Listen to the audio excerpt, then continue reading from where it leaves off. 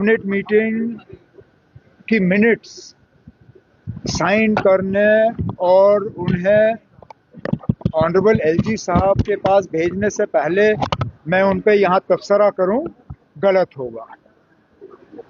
मैं सिर्फ इतना ही कहूँगा कि कोशिश की गई है, जिस तरह हमने लोगों के साथ वादा किया है कि हम इसको थोड़ा सा रैशनलाइज करें।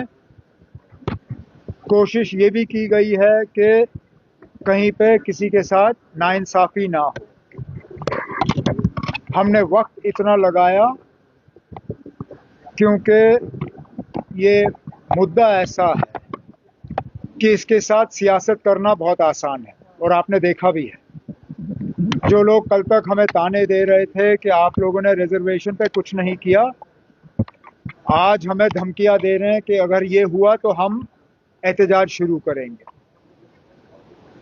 कैबिनेट ने अपने तरफ से कोशिश की है कि एक ट्रांसपेरेंट और एक फेयर प्रोसेस जो है हम अडॉप्ट करें।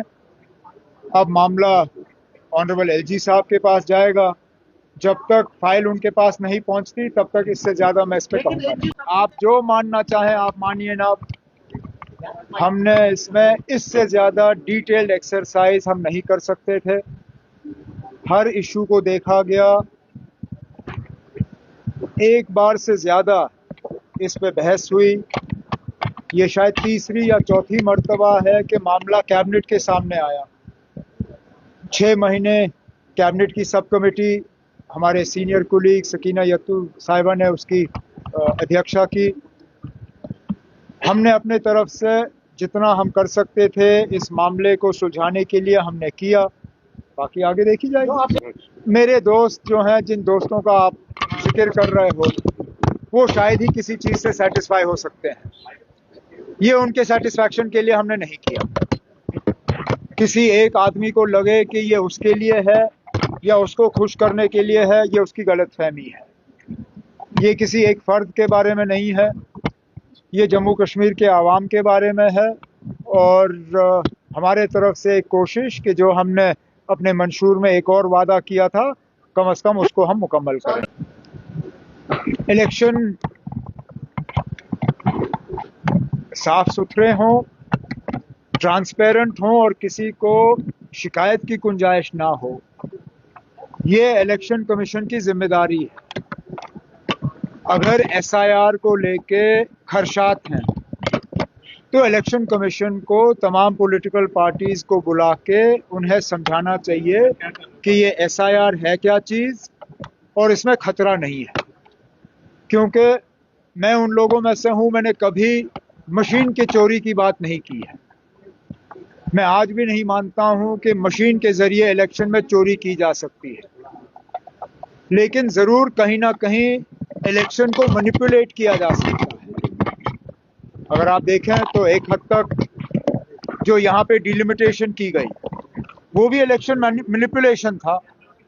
आपने एक पार्टी को खुश करने के लिए जम्मू में 6 सीटें बढ़ाई, और बढ़ाई भी वहां जहां एक पार्टी को उसका फायदा मिल सकता था। शायद इसलिए एसआईआर को लेके भी हमारे कुछ खदशात हैं।